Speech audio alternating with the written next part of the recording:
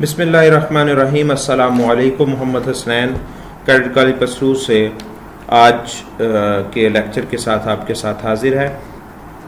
امید کرتا ہوں آپ سب خیریت سے ہوں گے۔ اللہ تعالیٰ آپ کو ڈھیر و خوشیاں عطا فرمائے۔ عزیز طلبہ، ہم نعت کی تشریح کر رہے تھے۔ ہم نے اس کے پہلے 4 اشعار کی تشریح مکمل کر لی تھی۔ اب ہم آج اس کے آخری 2 اشعار کی تشریح مکمل کریں گے اور اس کے ساتھ ہمارا یہ دوسری جو نظم ہے نعت کے عنوان سے یہ مکمل ہو جائے گی۔ مجھے امید ہے کہ اس سے پہلے آپ نے جو لیکچرز دیکھے ہیں اس میں آپ کا ردیف اور قافیہ کا جو تصور ہے وہ پورا ہو چکا ہوگا۔ اب ہم آتے ہیں اپنے آج کے لیکچر کی طرف۔ ہم نے اس سے پہلے پڑھا کہ نبی پاک صلی اللہ علیہ وآلہ وسلم کو خراج تحسین پیش کرتے ہوئے شاعر نے سب سے پہلے شعر میں آپ صلی اللہ علیہ وسلم کو کس انداز میں محبت برا جو ہے وہ پیغام دیا۔ وہ کہتا ہے کہ آپ صلی اللہ علیہ وسلم بزم کونین کی محفل کو سجانے والے ہیں، آپ ہی شمع توحید کو جلانے والے ہیں۔ دوسرے شعر میں وہ کہتا ہے کہ نبی پاک صلی اللہ علیہ وآلہ وسلم کا جو پیغام ہے وہ ہر دل میں اجالا کرنے کے لیے تھا۔ وہ دل جس کے اندر اندھیرا بھر چکا تھا، اس کے اندر تاریکی ہو چکی تھی، آپ صلی اللہ علیہ وسلم کے پیغام نے اس دل میں اجالا اور روشنی کو بھر دیا۔ تیسرا شعر جس میں شاعر نے آپ صلی اللہ علیہ وسلم کی تعریف اس انداز میں کی ہے کہ شاعر کہتا ہے کہ نبی پاک صلی اللہ علیہ وآلہ وسلم نے وہ انسان جو ایک طویل عرصے سے فار اے لانگ ٹائم جو اپنے مرکز سے، اپنے سینٹر سے، اپنے اصل کام سے، ہدف سے پھر چکے تھے، ان کو ایک مرکز پہ بلایا، ایک جگہ پہ اکٹھا کیا ہے، مرکز توحید پہ بلایا۔ تیسری چیز جو شاعر نے بیان کی ہے وہ یہ ہے کہ شاعر کہتا ہے کہ آپ صلی اللہ علیہ وآلہ وسلم نے اس زمانے میں اور اس دور میں انسانیت کی مدد کی ہے جب بڑے بڑے طوفان اور چیلنجز تھے انسانیت کے لیے۔ آپ نے اس دور میں ان لوگوں کی، اس انسانیت کی مدد کی ہے، ان کی کشتی کو پار لگایا۔ اب اس سے اگلا شعر دیکھیں۔ قافلے والے بٹک جائیں نہ منزل سے کہیں۔ قافلے سے مراد ہے آپ صلی اللہ علیہ وآلہ وسلم کی امت، آپ صلی اللہ علیہ وآلہ وسلم کی قوم، آپ صلی اللہ علیہ وآلہ وسلم کے ماننے والے جنہوں نے اسلام کو قبول کیا۔ دور تک راہ دکھانے کے لیے آپ آئے۔ اب شاعر کہنا یہ چاہ رہا ہے کہ آپ صلی اللہ علیہ وآلہ وسلم نے جو تبلیغ کی، جو ہمیں دین سکھایا، وہ صرف ان کی زندگی تک محدود نہیں تھا۔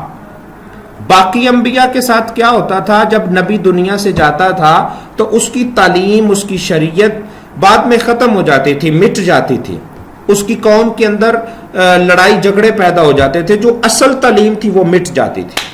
لیکن آپ صلی اللہ علیہ وآلہ وسلم کا اعزاز کیا ہے، آپ صلی اللہ علیہ وآلہ وسلم کا وصف کیا ہے، آپ صلی اللہ علیہ وآلہ وسلم کا باقی انبیاء سے ڈیفرنس کیا ہے؟ وہ ڈیفرنس یہی ہے کہ باقی انبیاء کی تعلیم ان کے جانے کے بعد، دنیا سے پردہ فرمانے کے بعد ختم ہو جاتی تھی، مٹ جاتی تھی، لیکن آپ صلی اللہ علیہ وآلہ وسلم کی تعلیم ایسی ہے، آپ صلی اللہ علیہ وسلم نے ہمیں ایسا رستہ دکھایا ہے، اب قیامت تک کوئی شخص اس سے بٹک نہیں سکتا۔ آپ صلی اللہ علیہ وآلہ وسلم جب دنیا سے آخری آپ کے ایام تھے تو آپ نے فرمایا کہ میں تم میں 2 چیزیں چھوڑ کے جا رہا ہوں، اگر تم ان کو پکڑے رکھو گے تو کبھی بھی گمراہ نہیں ہوگے۔ ایک جو ہے وہ میں قرآن پاک اور دوسرا میری شریعت۔ تو آپ صلی اللہ علیہ وسلم کی تعلیمات آپ صلی اللہ علیہ وسلم کی زندگی میں بھی اور قیامت تک ہمارے لیے رہنمائی کا زینہ ہے۔ تو اس شعر میں شاعر نے یہی چیز بیان کی ہے کہ آپ صلی اللہ علیہ وآلہ وسلم کی جو تعلیمات ہیں وہ آپ صلی اللہ علیہ وسلم کی اس دنیا سے پردہ فرمانے کے بعد بھی ہمارے لیے نور اور ہدایت کا ذریعہ اور زینہ ہے۔ ہم بٹک نہیں سکتے اب قیامت تک کے لیے۔ باقی انبیاء کی امتیں ان کے جانے کے بعد راہ راست سے پھر گئی، لیکن نبی پاک صلی اللہ علیہ وآلہ وسلم کی امت کے پاس آپ صلی اللہ علیہ وسلم کی تعلیمات اس قدر اچھے طریقے سے محفوظ ہیں کہ جو کوئی ان پر عمل کرتا رہے گا وہ کبھی بھی بٹک نہیں سکتا۔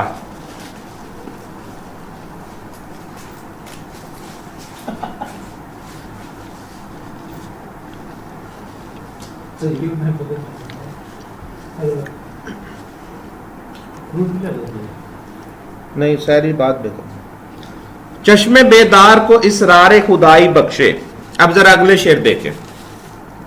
چشم بیدار کو اسرار خدائی بخشے، سونے والوں کو جگانے کے لیے آپ آئے. چشم بیدار، چشم کہتے ہیں آنکھ کو، بیدار کہتے ہیں جاگتی ہوئی. یعنی آپ صلی اللہ علیہ وآلہ وسلم اسرار کہتے ہیں راز کو، خدائی کہتے ہیں اللہ تعالیٰ کے. نبی پاک صلی اللہ علیہ وآلہ وسلم لوگوں کو اللہ تعالیٰ تک ملانے کے لیے دنیا میں تشریف لائے. نبی کا مقصد کیا ہوتا ہے آنے کا؟ کہ جو میری قوم ہے، جو میری امت ہے، وہ اللہ تک پہنچ جائے، اللہ تک رسائی حاصل کر لے، اللہ کی ذات کی پہچان کر لے، اللہ کو پہچان لے، اور اللہ کے سوا جس کو وہ پوجتے ہیں ان کی نفی کر دے، ان کو ختم کر دے. تو سونے والوں سے مراد ہے وہ لوگ جو جہالت کی نیند، جو غرور و تکبر کی نیند، جو ظلم و زیادتی کی نیند میں پڑے ہوئے تھے. آپ صلی اللہ علیہ وآلہ وسلم نے ان کو تمام تر برے اخلاقات سے نکال کے، بری اخلاقیات سے نکال کے اچھی اخلاقیات سکھا دی، اچھے طور طریقے سکھا دیے، اچھی روایات سکھا دی اور اچھا طرز زندگی سکھا دیا. تو آپ صلی اللہ علیہ وآلہ وسلم نے ایک تو اپنی قوم کو اللہ تعالیٰ کے راز بتائے، اللہ تعالیٰ کی معرفت دی، اللہ تعالیٰ کی پہچان دی، اور دوسری طرف آپ صلی اللہ علیہ وآلہ وسلم نے وہ لوگ جو جہالت کے اندھیروں میں پڑے ہوئے تھے اور بٹکے ہوئے تھے رستے سے، ان کو جگایا اور ان کو خدا کی طرف مائل کیا اور ان کو ایک منزل کی طرف لے کر گامزن ہوئے. تو جی عزیز طلبہ، یہ تھی ساغر صدیقی کی لکھی ہوئی نعت، جس کو ہم نے 3 حصوں میں مکمل کیا. اب مجھے امید ہے کہ آپ اس کی تشریح کے بعد اس قدر فہم حاصل کر چکے ہوں گے کہ آپ کو نعت کی ہسٹری، ردیف، قافیہ اور اس کے اشعار کی تشریح لکھنے میں کوئی دقت اور پریشانی پیش نہیں آئے گی. اس کے باوجود بھی اگر آپ کو کسی جگہ پہ کوئی مسئلہ بنتا ہے، مسئلہ پیش آتا ہے، تو آپ رابطہ کر سکتے ہیں.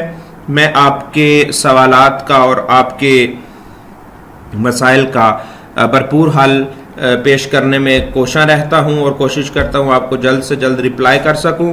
اگر کسی کو رپلائی تھوڑا دیر سے بھی ملتا ہے تو وہ میری مصروفیت کو اور باقی بھی کام کو سمجھا کریں کہ آپ کے ساتھ ساتھ اب باقی کلاسز کا بھی آن لائن ذمہ داری شروع ہو جائے گی. امید کرتا ہوں آپ اس کو دیکھیں گے، پڑھیں گے، سمجھیں گے، گائیڈ سے بھی ہیلپ لیں گے.